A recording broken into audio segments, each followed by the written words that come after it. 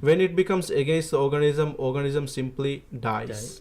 Right? Organism simply dies, and still there are lots and lots of unprovable theories there how actually it does not die, how mutations is survived, it just sticks around till it becomes something useful. But still we can still postulate that there are some mutation that is against the organism. So if such mutations start to develop, since it is random, it is bad mutations and good mutations, and when it is bad mutation, the organisms simply die, right? So when the intermediate organisms between this species and this species, and imagine we have lots and lots, millions and millions of species, and the intermediate species between them, the in between us, the in between organisms, there will be even much more.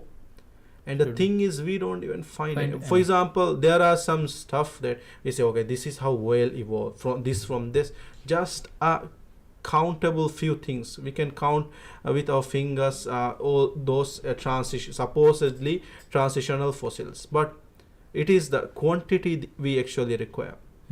So where are all the intermediate fossils? We don't find anything in records. How come that we only find fully formed organisms different in the different eras, but in between we don't find that gradual smooth, and we should find a lot of that, but we have no clue. So fossil records are in completely opposite to what they believe. Actually, back when Darwin, when he postulated his theory, there was a very famous scientist.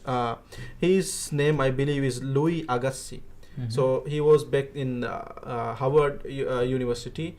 He used to work there, and he was the leading expert on the fossil records, and he mentioned exactly these points. He rejected the theory back then based on this, and he says fossil records are complete. He says fossil records are complete, and there is nothing to be found, and that is why fossil records is complete. There is no way the fossil record is going to suggest that what Darwin is suggesting is true. So that is the point that I wanted to make. Even if we take, for example, if we take the evolution theory of evolution as true, there are some major problems that we are faced with, which we don't normally talk about. Even if we agree, or the people who agree on this, they're not going to talk about this, because this is like very dire or serious or depressing conclusions that we can derive from the theory of evolution. For example, as we know, most atheists they hold on to this theory of evolution because that's the only the most valid alternative that they have against God and the creationism. So if we agree that the theory of evolution is true, and we are evolved from a single cell organism, it happened by chance, but not God or anyone else causing it to be it to evolve, for us to be evolved. So that would actually mean that we are just a byproduct of blind natural forces. So it actually makes us human beings the same as any other human being, any other living organisms. For example, a cat. What is the difference between a cat and a human being? We don't, from an evolutionary perspective, just two different branches of the tree. So if we kill a cat, same as killing a human being, should be. So even if we say that both are wrong, for the sake of argument, if we say both are wrong, but that doesn't actually mean that the killing of the human being is even worse than killing the cat. But deep down inside all of us human beings, whether we might say something else with our tongues, whether we don't verbally say that we don't agree with this, but deep down we all agree that a life of a human being is infinitely more worth than Yeah. the human being. For example, bacteria or any other kind of cells. But from a religious perspective, we human beings are not like that, right? Yeah. So as Allah subhanahu wa ta'ala says, وَلَقَدْ كَرَّمْنَا بَنِي آدَمَ.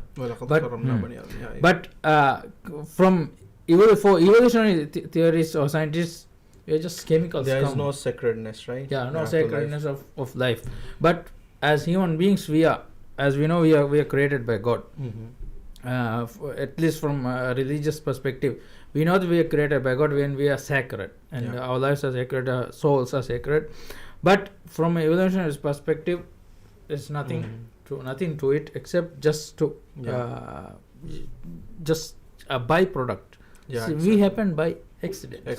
So there's no point in like helping others, or just they're going to die someday, or there's no difference, or there's nothing good that can happen because of that. So the thing is, it is the survival of the fittest, right? So survival of the fittest, the environment favors the fittest organism, right?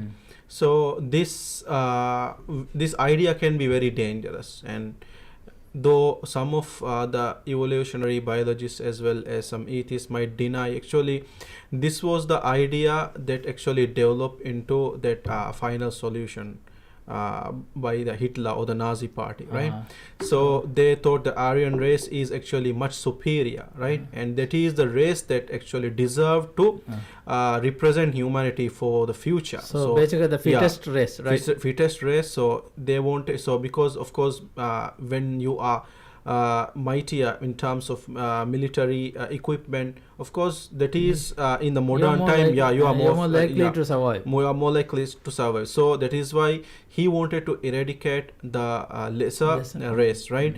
So, and there are some social scientists, actually they wrote books about this, how this connection, so Darwin's idea of natural selection and the survival of fittest actually pave way for these genocides and lots of atrocities that we found in 19th century, including the two great wars, the World War I and the World War II. So there are serious implications to this.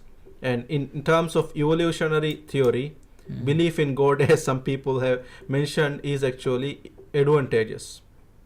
So if you remove the equation of God, for example, for the sake of argument, if you remove, we don't believe God exists, but still human beings should believe that there is a higher creator, so that he will be evolutionary advantageous. More like to survive. So it's a contradiction. We have discussed in detail the theory of evolution and how some arguments against it, and some of the implications of atheism, or some of the implications of the theory of evolution, and what it leads to if we really think about it. And we will meet you all in the next episode very soon, inshallah. Assalamu alaikum wa rahmatullahi wa barakatuh.